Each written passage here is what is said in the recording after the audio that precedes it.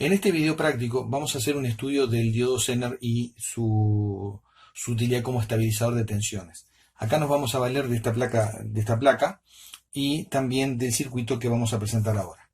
Este circuito nosotros ya lo estudiamos en clase, en el teórico, y acá vemos cómo esta resistencia que llamamos RS, que es de 82 ohm, es la que disminuye la tensión desde una tensión de entrada que puede variar solamente entre 17 y 19 volt aproximadamente, y los 12 volt.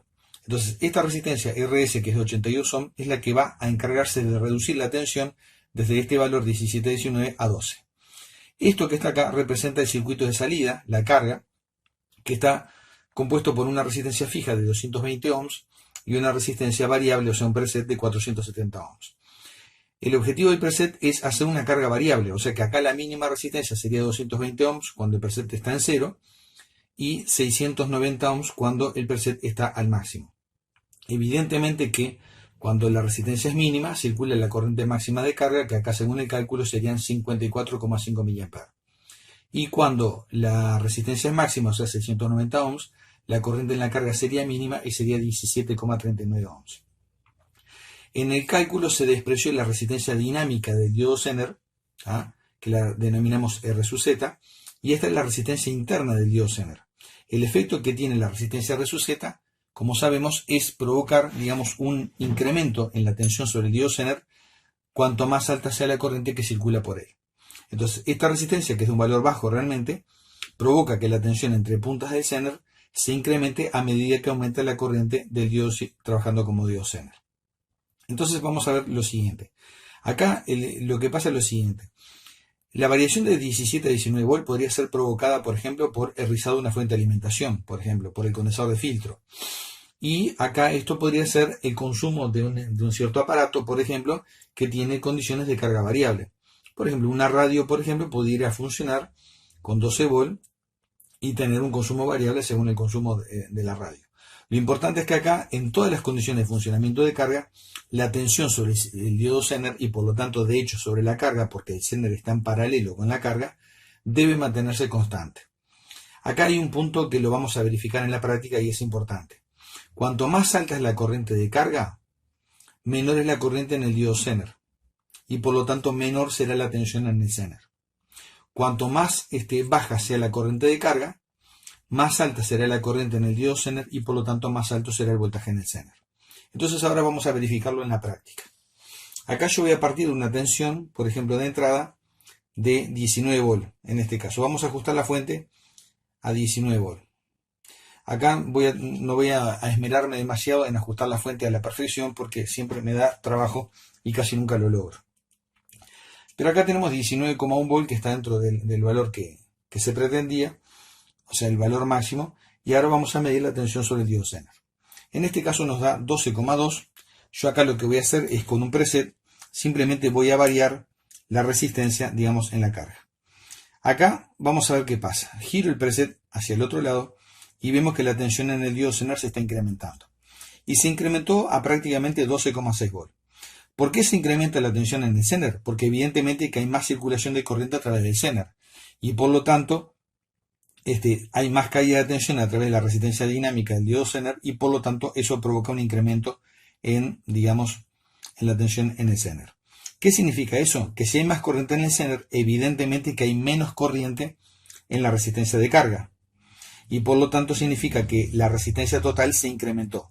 O sea, lo que está pasando es que acá en la carga tengo en serie la resistencia de 220 ohms, que es esta, más los 470 ohms del preset, que es esta otra. Acá es donde tengo la máxima resistencia de carga.